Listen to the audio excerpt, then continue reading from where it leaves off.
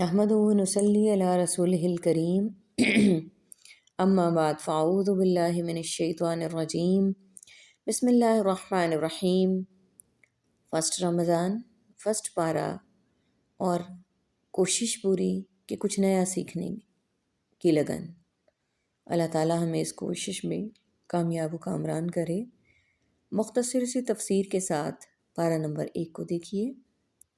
سب سے پہلے یہ کہ نبی کریم صلی اللہ علیہ وآلہ وسلم جبرائیل علیہ السلام کے ساتھ دورہ قرآن کیا کرتے تھے ہر رمضان میں۔ تو اللہ سبحانہ و تعالیٰ کو بڑا پسند ہے کہ ہم آپ صلی اللہ علیہ وآلہ وسلم کی سنت کو رپیٹ کریں۔ اسی سلسلے کی کاوش ہے کہ ہم مختصر دورہ قرآن آپ کے ساتھ شیئر کرنے لگے ہیں۔ قرآن کریم اللہ تعالیٰ کی طرف سے عظیم نعمت ہے، نصیحت ہے، ہدایت ہے، رحمت ہے اور شفا ہے ان بیماروں کے لیے جو سینوں میں ہیں، جو دلوں میں ہیں۔ ایمان والوں کے لیے یہ اللہ کی طرف سے فضل اور رحمت کا باعث ہے۔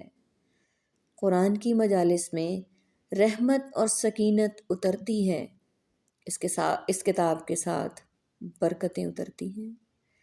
بعض مفسرین کہتے ہیں ہم قرآن پڑھنے میں مشغول ہوئے تو دنیا میں ہمیں برکات اور خیرات نے ڈھانپ لیا۔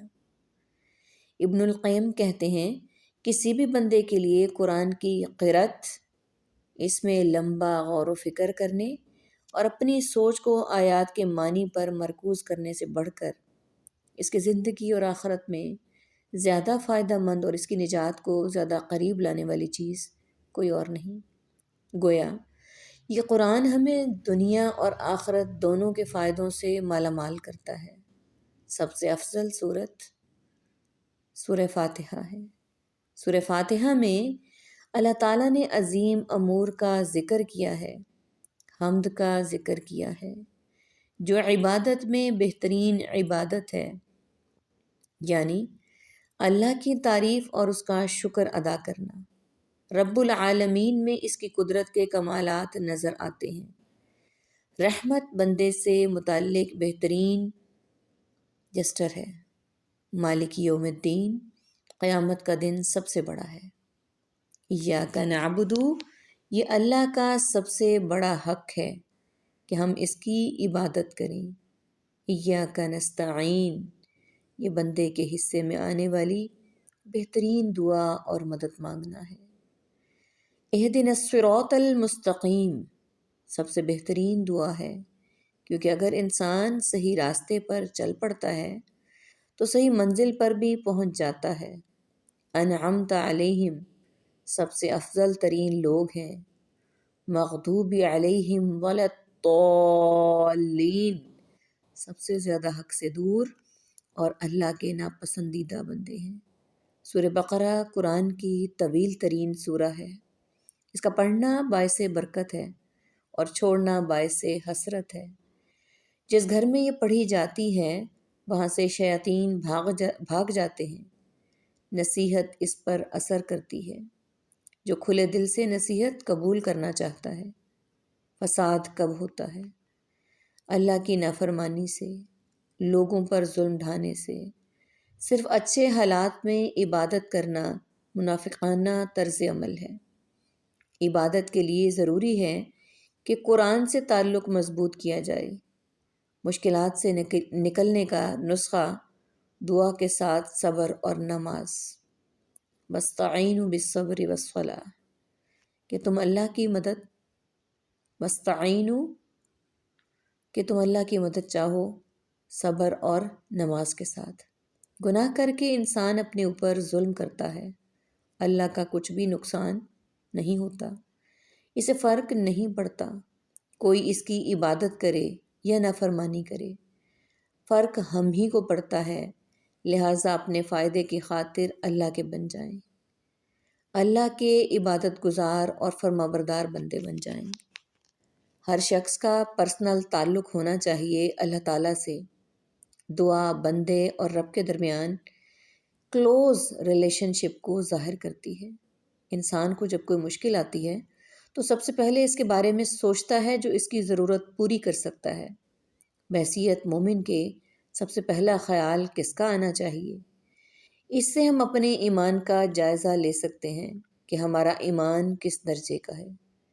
اگر تکلیف کے وقت سب سے پہلے اللہ یاد آتا ہے، ہائے امی ہائے ابا نہیں کہتے بلکہ یا اللہ کہتے ہیں، تو اس کا مطلب ہے کہ اللہ سے ہم سب سے بڑھ کر محبت کرتے ہیں۔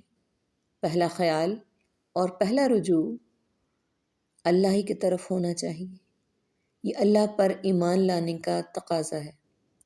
قرآن پڑھنے کے بعد اگر جو سیکھنا چاہے تو وہ نہیں سیکھتے تو دل سخت ہو جاتا ہے، بے حس ہو جاتا ہے، پھر رونا بھی نہیں آتا، اللہ کی طرف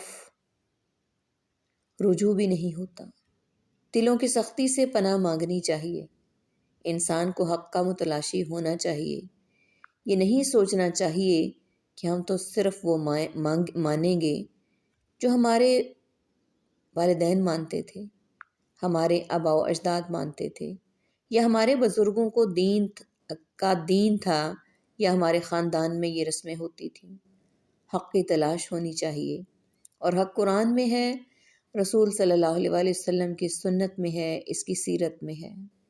جب انسان اللہ کی نافرمانیاں کرتا ہے، اللہ کے احکامات کو نہیں مانتا، تو پھر انسان کو اللہ تعالیٰ کسی ایسی آزمائش میں ڈالتا ہے، کسی ایسی چیز کی محبت میں مبتلا کرتا ہے کہ جو اسے ہر چیز بھلا دیتی ہے۔ حاسد کے ساتھ کیسا رویہ اختیار کرنا چاہیے؟ لیٹ اٹ گو، جانے دو، معاف کرو، آگے بڑھو۔ زندگی میں آپ کا آگے بڑھنا نہ رکے۔ حاسد تو چاہتا ہے جو ترقی تم کر رہے ہو دنیا میں یا دین میں وہ نہ کر سکو، تو کیا ہم اس کی باتوں میں آ جائیں گے؟ ان باتوں کو اپنے دل سے نہ لگائیں، نکال دیں۔ یہ تب ہوگا جب اللہ پر یقین ہوگا۔ جب اللہ سے دعا کیا کریں تو کہا کریں، یا اللہ، آپ کے لیے تو کن فیکون ہے، آپ کے لیے تو کوئی مشکل نہیں، آپ میرے حق میں بھی کن کہہ دیں، میری یہ مشکل آسان کر دیں، میرا یہ کام آسان کر دیں۔ قرآن پر ایمان لانے کا تقاضا اس کی تلاوت کا حق ادا کیا جائے۔ تلاوت کا حق کیسے ادا ہوتا ہے؟ اس پر ایمان لا کر، اس کے الفاظ کو صحیح پڑھ کر، معنی کو جان کر، غور و فکر اور تدبر کر کے، عمل کر کے، سنا کر یعنی دوسروں کو سکھا کر۔ اللہ کے دین کی خدمت کا کوئی چھوٹا سا کام بھی ہو، اللہ کی نظر میں وہ بڑا ہوتا ہے اگر اخلاص کے ساتھ ہو۔